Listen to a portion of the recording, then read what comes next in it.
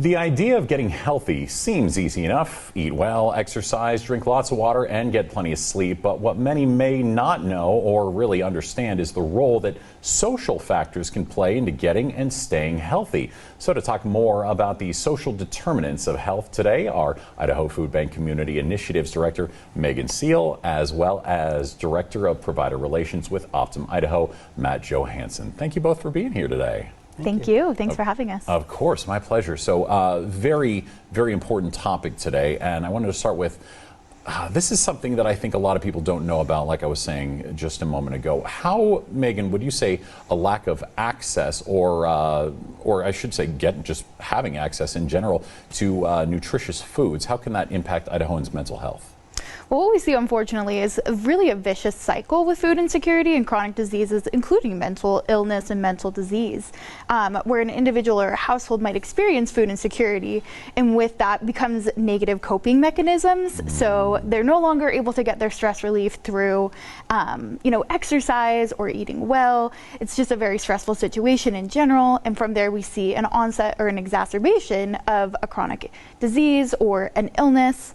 And with that, we see an increase in medical expenditures, a decrease in employability, and families are having to make really difficult trade-offs. So do I go to the doctor this month? Can I go to my therapy appointment?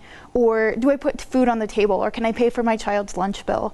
And it just really makes that cycle continue. So we like to step in and say, let us provide the food, take care of yourself, take care of your health, and we'll make sure that we can get something nutritious on your table tonight. Yeah, that's great. And that's something that I think not a lot of people really understand if you're not going through it, is you just think, oh, people don't have enough to eat, they're just hungry. Not everything that comes with it. Matt, you want to add anything? Yeah, absolutely.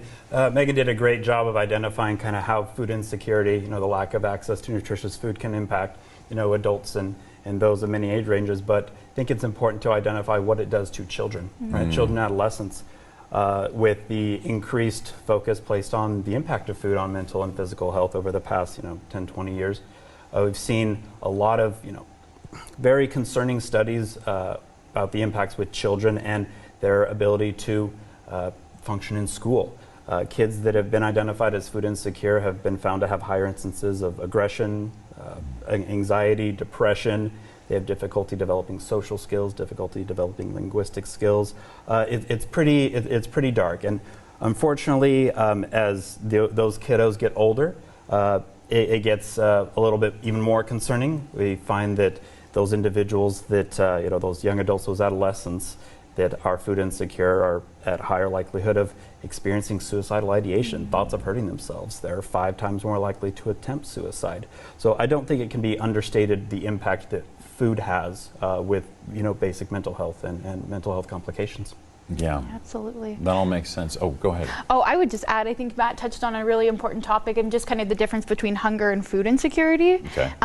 Because they are really different. Most of us at one point or another have experienced hunger, and that's a physical sensation of having gone too long between meals. But as Matt said, food insecurity is the lack of consistent access to nutritious foods.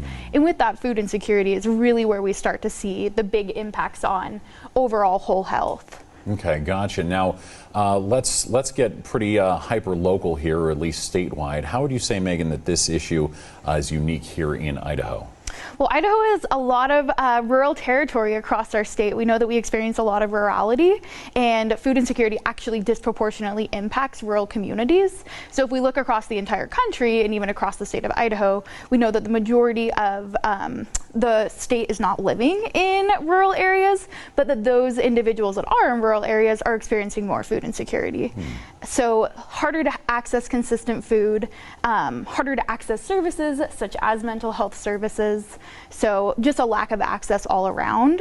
One of the things that we try to do is we have the opportunity through our network of food distribution partners to serve about 184,000 Idahoans every month. Wow, every month. Wow, that's great. Yes. So through that net, we have the ability to get lots of resources out into the community. So we've done some work where we partnered with 988, the Idaho Crisis Suicide Hotline, to get information out to those rural areas so that folks that are passing through those pantries that are at an increased risk of experiencing, as Matt said, suicidal ideations and other mental health challenges have access to those resources.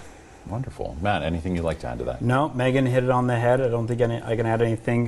Do want to point out that Idaho is, sometimes we think it's 3 different states at times, right? We're just so geographically diverse, and that does create unique challenges with accessing affordable, nutritious food. Gotcha. That all makes sense. Okay, Matt, let me ask you, what exactly is SDOH?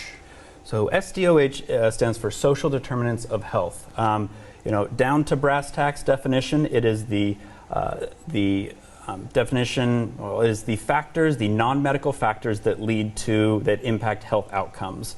So the conditions in which somebody is born, their conditions in which they live, they age, they work, they go to school. All those factors have a part to play in our physical health and our mental health. And it has really gained steam, like I've said, over the past 10, 20 years. Some examples of those social determinants of health, I think the CDC goes by, 5 of them. I always forget one, so please fill it if I forget one. It's access to quality education, access to quality health care. It's your neighborhood and physical living environment, your social and community context, how you interact with those in your community, how you interact with those in your family. Are you able to create stable relationships, and economic stability, which we're talking about right now, because access to nutritious food, like the Idaho Food Bank helps with, and food insecurity falls underneath that economic stability. Gotcha. Anything you want to add to that, Megan? One of the ways that we like to talk about the social determinants of health and really kind of think about the social determinants is creating conditions where all Idahoans have the opportunity to thrive or be well, because that's what we're all really looking for. We want healthy communities. We want everybody to have these conditions in which they can live their best lives. Gotcha. Yeah, that makes sense. Matt, let me go back to you and just ask, with these 5 domains of the 5 domains you were talking about, as stated by the CDC, how would you say they change the approach to healthcare, or specifically mental health care? Oh boy, they've changed it quite a bit. Yeah. So as we've learned more about the social determinants of health, it's shifted the entire mental health and physical health communities and those providers on how they assess individuals. I think we can all identify when we go into a doctor's office, our primary care physicians, and we're filling out that stack of paperwork that's the size of an Ernest Hemingway novel or something. There are questions in there that relate to social determinants of health. Are you eating enough? How are you sleeping? Things of that nature that hit on those social determinants of health, because they're looking at the whole person now, the whole health. And in mental health, as a mental health provider myself, it has changed the way that we assess the individuals coming in for depression, for anxiety. Gone are the days of somebody coming in to seek treatment for depression and only those symptoms of depression being assessed and treated. It is now common practice and best practice to look at the whole individual, look at their family situation, look at their family history, look at their physical environment they're growing up in, things of that nature, so that you can treat as I said, the whole person. And I'd be remiss if I didn't mention that it has created a kind of a light bulb moment for mental health and physical health practitioners, that the research suggests that if there is something wrong, or there is a red flag raised for somebody as far as social determinants of health, the ship can be righted. It can be corrected, but the key is catching it early. Right? Catching it when they're relatively young, and that individual can be connected with great community resources like the Idaho Food Bank to fill some of those needs. The powerlessness comes to some of the healthcare professionals when we see, these kids or these adolescents, they're getting assessed at the doctor's office, they're getting assessed at a community mental health center, but as we all know, not all kiddos go for regular checkups. Not all of them are in counseling. So we're more and more reliant on those other community resources, the schools, the coaches, the churches, the Boys and Girls Clubs of the world, to help us in identifying those kiddos at risk and get them connected with the right resources. Yeah, great stuff. Megan, anything you've seen you want to add to that?